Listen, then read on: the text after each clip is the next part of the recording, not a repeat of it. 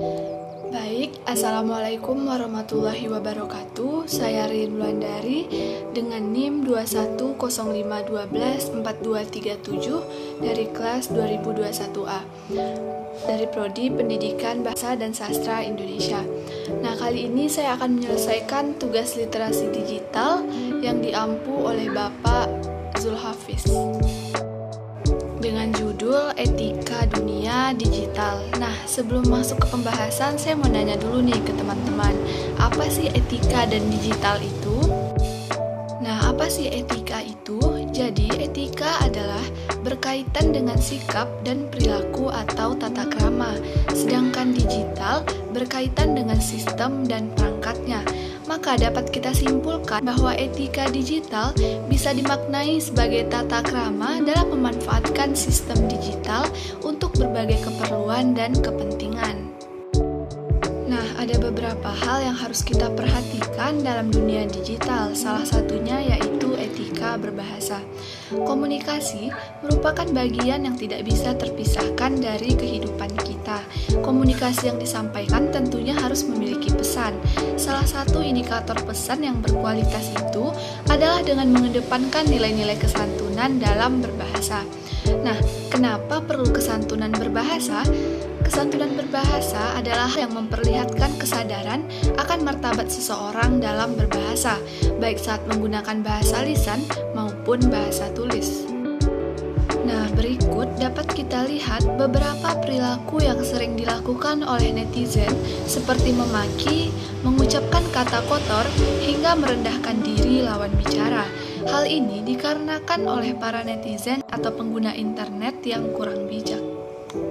Dapat kita lihat pada komentar-komentar tersebut beberapa perkataan-perkataan yang tidak sopan dan tidak beretika yang menyudutkan beberapa pihak serta merupakan kata-kata sindiran.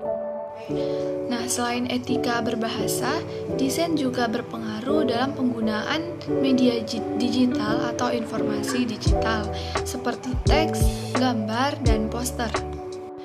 Teks, gambar, dan poster bisa memberikan dampak yang besar terhadap kehidupan masyarakat, di mana dampaknya dapat menambah wawasan, mempererat persaudaraan, atau pertikaian dan perpecahan.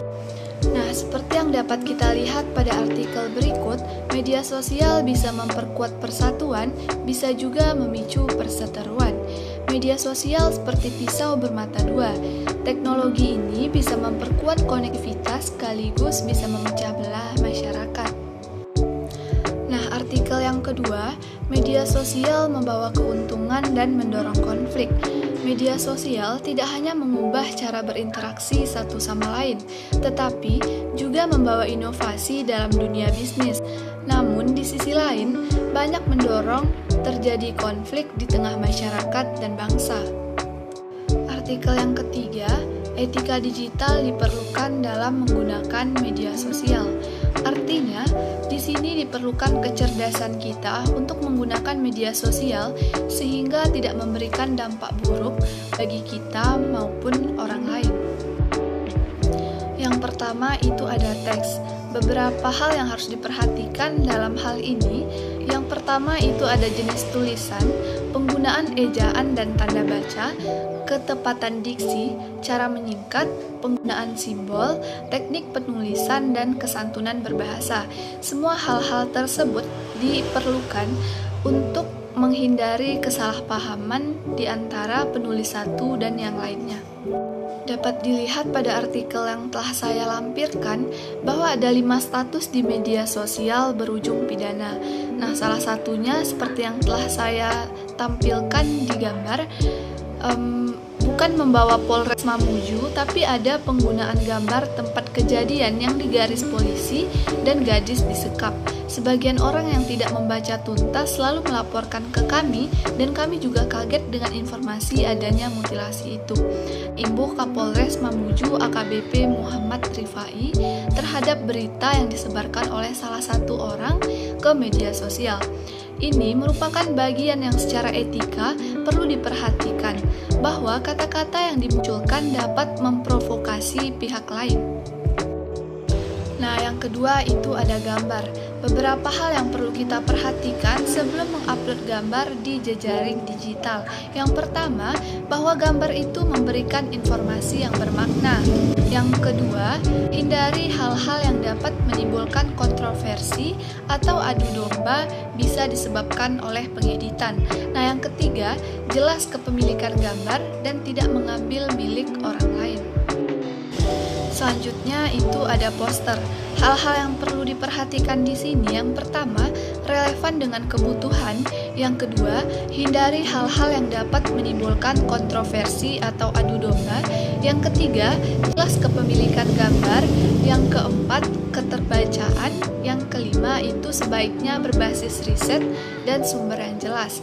Seperti gambar yang saya cantumkan di sini, yaitu budayakan literasi di era milenial. Sejatinya, postingan apapun di media sosial merupakan hak asasi semua orang.